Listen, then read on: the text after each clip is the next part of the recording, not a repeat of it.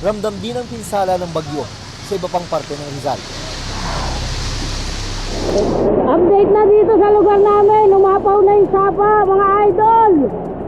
Lubog na rin yung court. Sa San Mateo, Rizal, nanawagan na ng rescue ang ilang residente dahil sa patuloy na pagtaas ng tubig. Maki-rescue yung mga nandun sa looban, maraming tao. Umapaw na po yung sapa, umapaw na. Ang ilang motorsiklo, lumubog na rin sa baha. Umapaw din ang ilog sa barangay Silangan sa San Mateo. Dahil sa lakas ng agos ng tubig, hindi na nakadaan ang mga motorsiklo. Pinagbabawalan ng dumaan ng kahit na anong sasakyan dito dahil sa ilalim daw nito higit sa kalahati ng pundasyon na ukana, so kahit na anong oras maaari itong bumigay. Ang kalsada namang ito sa bayan ng Rodriguez, nagmistulang dagat na. Ang ilang residente kanya-kanya ng buhat ng kanilang bisikleta habang tumatawid. May dagat dito na shortcut dagat. Nasira din ang river wall na ito sa lakas ng agos ng tubig.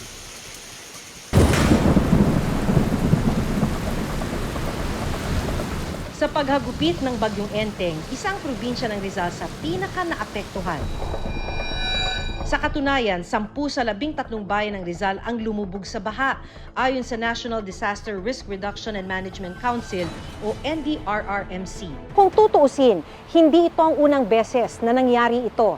Sa katunayan, nito lang nagdaang Super Typhoon Karina at iba pang bagyong dumaan sa bansa. Palaging lumulubog ang ilang bahagi ng Rizal. Ang ipinagtataka nila, mataas ang lugar na ito. Kaya ang tanong ng ilan, bakit ang bilis bumaha sa ilang lugar sa Rizal? Isa sa mga itinuturong dahilan ng pagbaha ang deforestation o ang pagkakalbo ng kagubatan ng Sierra Madre, ang nagsisilbing backbone o panangga ng Luzon kapag may paparating na malakas na bagyo. Sabi ng DENR, mahigit 160,000 hectares ng forest cover ng Sierra Madre ang nawala na mula 1998 hanggang 2010. Katumbas yan ng 1,400 hectares ng forest cover na nawawala kada taon. Katumbas ito ng higit 11,000 Olympic-size swimming pool. Nakakapanglumo. Biruin mo, doon sa kanilang pag-aaral, 20% na lang yung natitira ng forest cover doon sa side na yon. Pagdating ng grabe ng volume ng tubig ulan na ibinagsak, dahil nga doon sa usapin ng iba na ngayon ang sitwasyon because of the climate crisis, yan yung nakikita kong napakalaking kontribusyon kung bakit grabe na yung pagbaha. At ang sabi nga ngayon, dating hindi binabaha, mga kabundukan na rin, binabaha. Nag-viral nga sa social media ang ilang larawan kung saan kita ang mga uka sa mga bundok sa ilang bayan ng Rizal.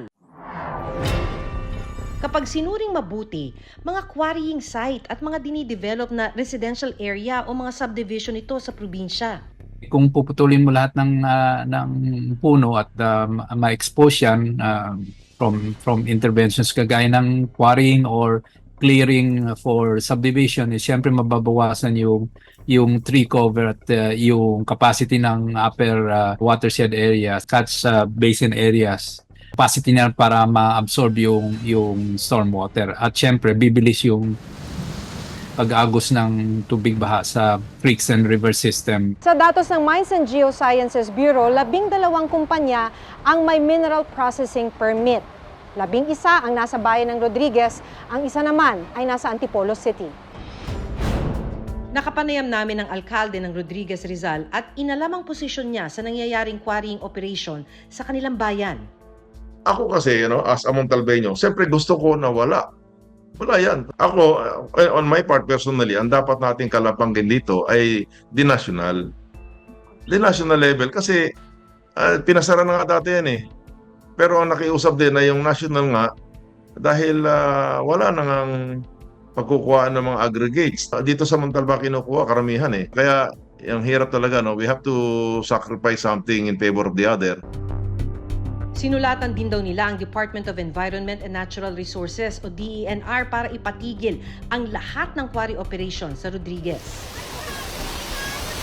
Recent lang, during the Typhoon Karina, meron tayong letter request for the immediate stoppage of all quarry operations and other related activities, including transport. Tutol din ang lokal na pamahalaan ng Angono sa quarrying operation sa kanilang lugar. Katunayan, noong 2018, naghain ng petisyon ng lokal na pamahalaan ng Angono sa DENR para ipatigil ang pagre-renew sa permit ng isang mining company sa kanilang lugar. Nagbubungkal sila ng lupa sa upper portion, so hindi po natin maiwasan yung mga surface runoff. Hindi natin maiwasan kapag malakas ang ulan or may bagyo, lalo ngayon, climate change, mas malakas na yung buhos ng ulan sa karaniwang ulan sa isang season. So may tendency yung kanilang mga siltation pond umapaw. Sabi ng DENR, plano nilang ipatawag ang mga operator ng quarrying sa Rizal. To ensure that they are not contributing in any way to local flooding. We will be much stricter in terms of putting up new quarries. Dapat may moratorium or ban on additional or any more quarrying or mining and clear cutting for residential or other purposes, no? Yung control nito nasa both at the LGU level, provincial level at saka national level. So kailangan mag-usap-usap sila. Ang pag-uusapan nila kung ano yung pinakamabuti para sa kung yung interest ng mga korporasyon na nag-aano ng quarrying at mining at real estate versus yung interest ng public safety. Sa aerial inspection ni Pangulong Bongbong Marcos, nakita rin niya ang mga kalbong bahagi ng bundok sa Rizal. We have to be much stricter about it. Now, it's not a question of illegal activities. It's life and death already. The laws are all there. It's the implementation and the enforcement. Malaking hamon daw ito para sa Department of Environment and Natural Resources. Our budget for 2025 is 26 billion pesos to protect all natural resources of the country.